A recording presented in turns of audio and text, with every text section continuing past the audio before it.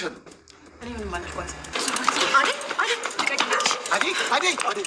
ልቀቀኝ። አለቅሽም አዴ። ቆይ ምን ሆነ? አዴ ጃዴ እየተባለች ልጅ ለልጅ አትሆን ነው። ምን? ለምን? ለልጅ የሚስት መሆናቸው። ምንድን ነው የተናገርሽው? ምን አልኳት? ምንም ሳትያዝ ነው እንደሆነህም ልጄ አትመጥንህም። አሹ የዴቭ እናት አዴን አልወደዷት። ኧረ ተይ። መቼም የዚህ ሀገር ሕክምና ምንም ባይጠቅመም ደህና ነው። ዶክተር ዴቭ አለ ወይስ ሄዷል? እኔ ቢሮ ውስጥ ነው። መሪ አይኔ ያየው አንቺ ነው። ይሄ ቀዥቃዥ አይኔ ታድን የተጣበቀብህ አሹ ፍቅሯ ነው አይሉ። እኔ ካለ አዴ አልችልም።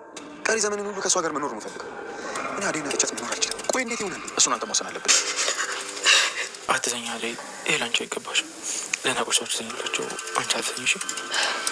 ሰላም ውዴ ቻናሌ ቤተሰቦች እንዴት ናችሁ? በመላው ዓለም ያላችሁ ለዚህ ቻናል በቅድሚያ አዲስ ከሆናችሁ ቻናሉን ሰብስክራይብ፣ ቪዲዮ ላይክ፣ ሸር በማድረግ ቤተሰብ ሆኑ። ሰራተኛዋ አዴ ድራማ ዛሬ ላይ ያየናቸው አስገራሚ ትዕይንቶች ቀጣይ ክፍልስ ምን ሊከሰቱ ይችላሉ? ያለንን ሀሳብ ለእናንተ ልናካፍል ወደን አደይ ዛሬ ላይ ያልጠበቀችው ነገር ዱብዳ ደርሷታል። የዴቭ እናት ዛሬ ላይ አደይን ክብሯን የሚቀንስ ቤተሰቦቿን ዝቅ የሚያደርግ ንግግሮችን እየተናገረች ከልጄ ህይወት ውጭ ፈልጊ ሌላ ቢጤሽን ቤተሰቦች በዛው በገጠር ይዳሩሽ፣ አሁን ላይ እኔ ምልሽን ማድረግ አለብሽ በማለት ይህን ጥያቄ ስታነሳ በትዕግስትና በዝምታ አደይ ሁሉንም ካዳመጠሽ በኋላ ስለ ቤተሰቦቿ አንዳንድ ክብሯን ዝቅ የሚያደርግ ነገር ስትናገር ግን ተነስታ አልታገሰቻትም፣ መልሳላታለች።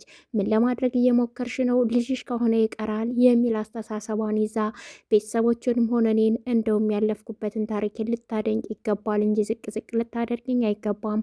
አንቺም መጀመሪያ የዴቭ እናት ከመሆንሽ በፊት ብዙ ፈተናዎችን አሳልፈሽ ይሆናል ስትል የራሷን መልስ ሰጥታታለች። ታዲያ ቢሆንም የዴቭ እናት ግን አንቺ ባለጌ በማለትም መልስ ሰጠሽኝ የሚል አሁንም ተጨማሪ ለሷ ሞራሏን ዝቅ የሚያደርጉ ንግግሮች ከተናገረቻት በኋላ በመሃል ዴቭ ሲቆዩበት በሩን ከፍቶ ሲገባ እሷ ግን አደይ እማዬ ብሎ ሲጠራ መልስ መስጠት እሷ አልቻለችምና እንዳትከተለኝ ዴቭ በማለት በሩን በርግዳው ወጥታ ሂዳለች። አደይ ትመለስ ወይም ላትመለስ ያንን ቤት ለቃ ወጥታለች ዛሬ ላይ። ታዲያ ሆኖም ግን ግራ ገብቶት ዴቭ ምን ብለሻት ነው ሲል እናቱን ምንም አላልኳትም ባል ስትለው እሱ ተከታትሏት ወጥቷል። አደይ ሁሉ በተሰበሰቡበት የግቢውን በርም ከፍታ ስትወጣ ሁሉም ተሰብስበው ምን ሆነሻል ሲል ዴቭም ተከትሎ አናግርሻለሁ ልቀቀኝ አለቅሽም ሲላት እንደውም በጩኸትና በንዴት ፊቱን በጥፊ መታው ትታው ሄዳለች። ሁሉም ተደናግጠው አይናቸው ፈጦ ይመለከታሉ። ሆኖም ዴቭ ግራ ገብቶት በዛው በቦታው ተከትሏት ቢሮጥም ሊደርስባት አልቻለም፣ ሂዳለች። እሷ ግን በስሜት ተነሳስታ ተመልሶ ግራ የገባው ዴቭ ወደ እናቱ መጥቶ እየጠየቃት ነው ስለ ጉዳዩ።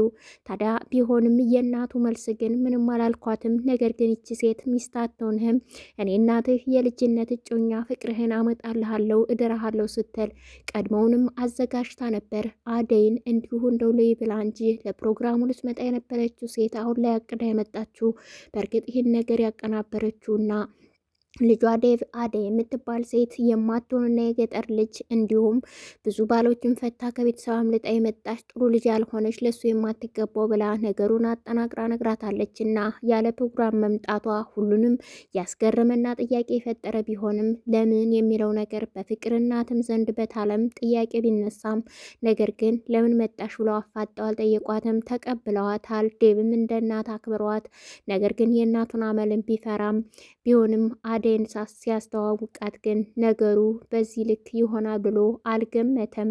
አደይም ብትሆን በፍጹም በዚህ ልክ ንቀቷን ታሳየኛለሽ ብላ አላሰበችም።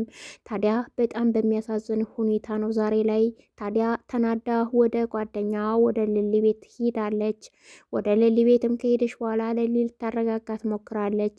ቢሆንም ግን እናቴም ቀድሞ ታይቷት ነበር አይሆንም ያለች በማለት የአደይ እናት ግን ለሰርጉ አስባና ነገሩን ተዘጋጅታ ልትመጣ መንገድ ላይ እንደሆነች ይታወቃል።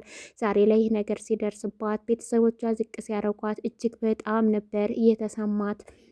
ሆኖም ግን በቤተሰቦቿ የማትደራደረው አደይ ልጅሽ ቢቀር ይቀራል ያለቻት ዛሬ ላይ። ታዲያ ዴቭ ተመልሶ እናቱን ሲያናግር በፍጹም አንቺ ያልሽው ነገር ሊሆን አይችልም። እኔ ወደድኳትን ሴል መቀበል አለብሽ። ምን እያደረግሽ ነው ባላት ሰዓት ልብ ድካም አለባትና ራሷን ስታ ትወድቃለች። ታለምና እንዲሁም ዴብም ተደናግጠዋል።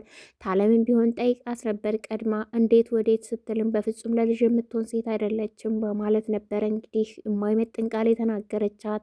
አሁን ላይ ነገሩን ማን አጠናቅሮ እንደተናገረ ስለ እሷ ታሪክ እና የቤት ሰራተኛ መሆኑን ግልጽ ሆኖ ያወቀ ሰው የለም። ዴብ ግን ጥርጣሬው ፍቅር እንደሆነች ነው ያሰበው። እናቷ ግን ምን ሊሆናት እሷ እንደዚህ ትሰራለች ነገር በማለት ነበር የተዎቹ ሚስጥሩን አታውቅምና።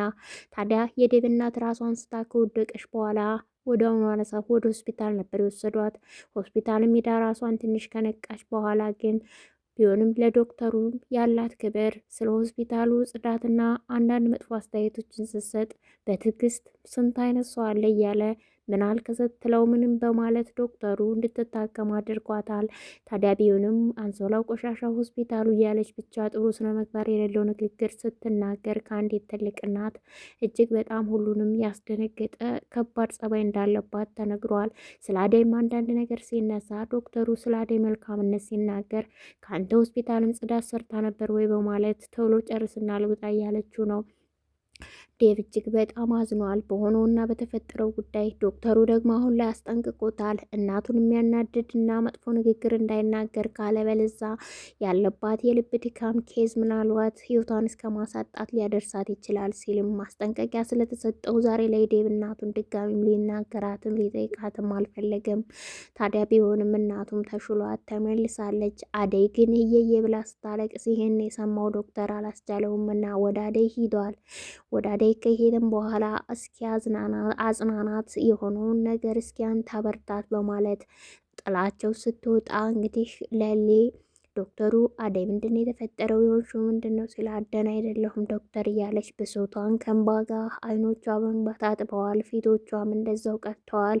ታዲያ ዶክተሯ አቅፎ ከተቀመጠችበት አልጋ አብሯት ተቀምጦ እያጽናናት ነው። ሁሉንም ጠንካራም ሴት እንደሆነች የተፈጠረውን ጉዳይ በቀላሉ ይፈታል እያለ በሌላ በኩል ግራ የተጋባው ዴቭ ዛሬ ላይ አደይ ላጣት አልፈልግም፣ አደይ እስከ ህይወቴ ፍጻሜ መሆን ያለባት ሴት ናት ሲልም ይህን ውሳኔ የምትወስ ነው አንተ ነህ። ነገር ግን ደግሞ አሁን ላይ ዴቭ ከእናቱ ወይም ከአደይ ለመምረጥ ግራ የገባው ይመስላል። ሆኖም ደግሞ ሁለታቸው ምናልባት አብረው ቢቆዩ እኮ የእሷን ጸባይ ከተረዳሽ ከአንተ በላይ እናትክም አደይ ልትወዳት ትችላለች እያለ ባቡሬ አንዳንድ ምክር እየሰጠው ነው። ዴቭ ሁኔታዎች ሁሉ ግራ ጋብተውታል። ሆኖም ሌላኛዋ ደግሞ አፍቃሪ ሩታ ናት። ሩታ ወደ ዶክተሩ ቢሮ ሂዳለች። ታዲያ ስልክም ደውላለት ቢሮም እንዳልሆነች ስትነግረው ነበረ። ሆስፒታል አልሄድኩም ግን አንተ የት ነህ እያለችም እሱ ከአደይ ጋር በሆነበት ሰዓት እሷ ግን ለሱ ደብዳቤ ጽፋለት ወጣለች። እውነታውን ላፍርጥ ያለች ትመስላለች። ታዲያ ዶክተሩ ወደዛ ቤት ተመልሶ ወደ ቢሮ ሲሄድ እንግዲህ ያን ደብዳቤ ሲያገኘው ምን አይነት ምላሽና አስተያየት ይኖረ ይሆን? ይህን ያህል ታፈቅረኛለች፣ ትወደኛለች፣ በዚህ ኬዝ ነው የምትቀርበኝ የሚለውን አሁን ላይ ሊረዳትና ሊያውቅ ይገባል ብለን እናስባለን። ሩታም እውነታውን ተናግራ ወጣለች። ታዲያ ሌላው የተመለከትነው ፍቅር ይህን ነገር ሁሉ አጠናቅራ ዛሬ ላይ ተሳካልኝ አደይ መቼም አይሳካልሽ እያለችም ስዝትና አስታወራም ሰምተናታል።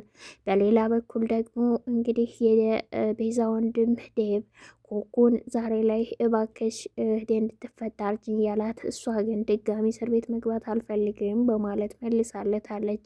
ሌላኛው ደግሞ የሌሊ ወንድም ነው የሚለው ገጀራው ዛሬ ላይ ሌሊ እንግዲህ እህቴ ከሆነች ያለው ንብረትና ቤት እኮ ምናልባት እኔም ተጠቃሚ ሆናለሁ እካፈላለሁ እያለ ነው።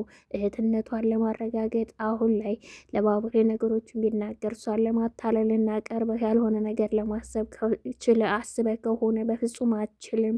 ዝም ብለህ የማይሆን ነገሮችን አታሰብ፣ አትጅል፣ ሰውንም አታጅል እያለው ሲናገረው ሰምተናል። እሱም አሁን ላይ የሌሊ እህትነት አስጨንቆ ሳይሆን እንዳላትና ንብረት ምናልባት ወንድሟ ከሆነ እንደሚካፈል ስላሰበ እንጂ። በሌላ በኩል የተመለከት ነው እንግዲህ በስተመጨረሻ ዶክተሩ አደይን እያጽናና ታቅፎ በነበረበት ሰዓት ተመልሳ ትምጣ ከዴቭ ጋር ትቀጥል ባናቅም ዴቭ ተከታትሏት ካለችበት ቤት ሲመጣ ከዶክተሩ ጋር አቅፎ ሲያጽናናት ተመልክቷል። ደንግጧል። ዶክተር ምን ትሰራለህ እዚህ ሲልም ምላሽም አልተሰጠም።